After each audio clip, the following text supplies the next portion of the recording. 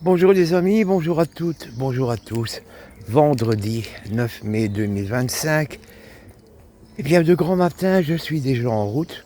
Pourquoi? Tout simplement parce que je dois faire renouveler ma carte d'identité. Particularité à cette nouvelle carte d'identité, dont je prendrai possession seulement dans une quinzaine de jours, voire un peu plus, c'est que en plus de la puce électronique qui s'y trouve déjà, vous aurez vos empreintes digitales. Alors, que manque-t-il encore? Étant donné que l'on américanise de plus en plus l'administration, il ne manque plus que le test ADN, le polygraphe, pourquoi pas.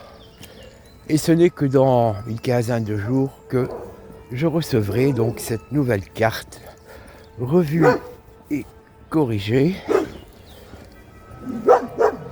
Mais préalablement, j'aurais payé un peu plus de 32 € pour l'obtenir.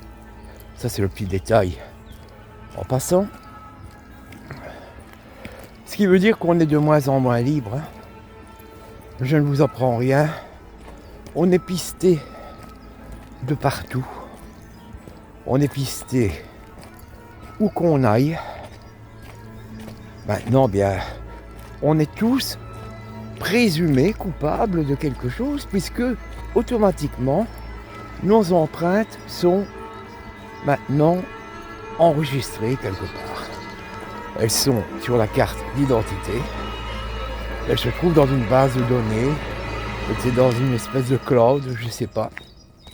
Vous voyez comment l'actuel gouvernement belge, je l'ai déjà dit, peut-être sur d'autres plateformes, d'ultra-droite, ultra-réactionnaire, parce que je pense qu'un gouvernement aussi asocial et à bien des égards, depuis la fin de la Seconde Guerre mondiale, la Belgique n'a jamais connu. Alors j'imagine que ça doit pas être beaucoup mieux ailleurs, mais si je compare avec nos amis français, je crains que c'est bien pire chez nous. Voilà, Maryse a déjà été pour cette carte d'identité. Il n'y a qu'un bureau d'ouvert, donc qu'il y ait 5 personnes ou 200, ça change strictement rien.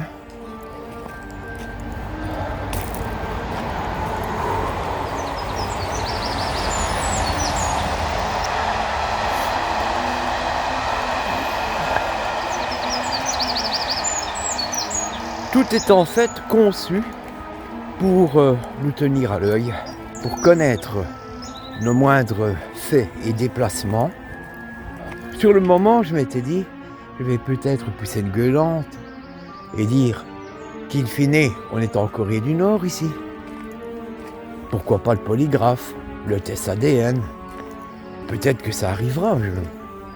Plus rien ne me surprend, hein. Franchement. J'ai été également surpris hier, tout comme Maryse, de la désignation, l'élection, me diront certains, du nouveau pape, qui est nord-américain. Il est des coïncidences quand même un peu étranges, comme je l'ai écrit en message sur la chaîne CMPR. Vous avez d'abord eu le vice-président J.D. Vance qui a rendu visite au pape François Ier sur son lit de malade. Peu de temps après, la première ministre italienne qui se rend à Washington pour voir Trump. Et finalement, cerise sur le chapeau, parce que c'est quand même politique, quoi qu'on en pense, quoi qu'on en dise, un Nord-Américain qui devient pape. Il ne faut pas oublier que le Vatican est un État dans l'État. Le souverain pontife est un chef d'État. Est-ce que ça veut dire pour autant que la White House aura la main mise sur le Vatican, je ne pense pas. Mais c'est quand même un relais de l'administration Trump, même si les essayistes disent que il n'est pas fanat de Trump, parce qu'à l'heure actuelle, tout le monde est essayiste, hein. Tout le monde est chroniqueur, tout le monde s'improvise. Moi aussi je pourrais dire, je suis essayiste, je suis chroniqueur, je suis grand reporter. Je ne crois pas qu'il y ait des diplômes pour valider cette fonction, ce job. Voilà les amis, ce que je souhaitais vous dire. Toute petite vidéo d'introduction. Je suis sur le chemin qui va me conduire à la maison communale, à l'hôtel de ville, dit-on en France, au fin de renouveler cette carte d'identité qui me sera disponible lorsque j'aurai reçu par la poste mes fameux codes, je vais dire ping-pong, parce que ça ne s'appelle pas ainsi en fait. Voilà les amis, sur ce je vous souhaite à tous et à tous une excellente journée. Je continue mon périple, je reviendrai un peu plus tard vers vous. À tout à l'heure.